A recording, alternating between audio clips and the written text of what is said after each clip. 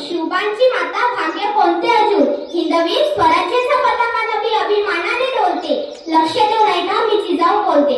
होय आम्ही आलोय तुमच्या आऊसाहेब राजमाता जिजाऊ, स्वराज्याची पवित्र माती आपल्या मस्तकी लावण्याचं भाग्य आम्हाला लाभलं हे जगदंबेची कृपा.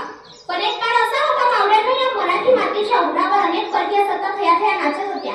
मराठी माताचे सैन्य मुघलांच्या आरमारात निपात पडलं होतं आणि अशा या परिस्थितीत शेतकरी हाडाचं पाणी काढून जगत होतं.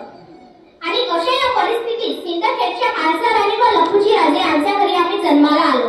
तेव्हा घराघरामध्ये रांगोळ्या काढण्यात आला, दाराला तोरणं लावण्यात आली, हत्तीवरून सावरही वाटण्यात आली व आमचं नाव जिजा ठेवण्यात आलं.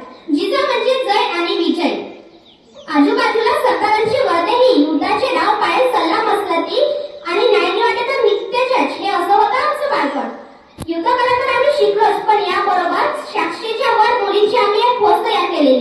सकाळी सकाळी जेव्हा आम्ही रोपटे काढायला जायचो तेव्हा गाव कुसातल्या काही बाया कौतुक करायच्या, काही बाया नाक सुद्धा मोडायच्या आणि म्हणायच्या कसं होणार या पोरीचं.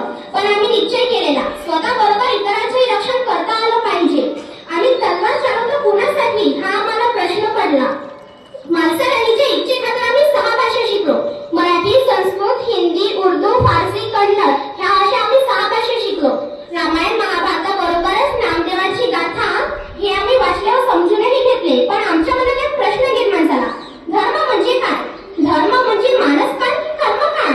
आम्ही तलवार चालवतो कुणासाठी? परकीयांची सगळी आम्ही का करायची? ना वाकणार ना झुकणार, अन्यायाविरुद्ध पलटून मार करणार, सन्मानाने जगणार आणि सन्मानानेच मरणार, हे हिंदवी स्वराज्य आहे. इथे नागबाणांची पूजागिरी चालते. जर जाऊन सांग तुझ्या महाराजाला की पुण्याची जहागिरी आता महाराजसाहेबांची अर्धागिरी चालवते. आता आम्ही निघतो, आमची भेट झाली. पण पुन्हा एकदा येऊ जेव्हा आम्हाला माझ्या शिवबांनी स्वराज्य स्थापन केलेलं स्वराज्य बघायला मिळेल. येतो आम्ही.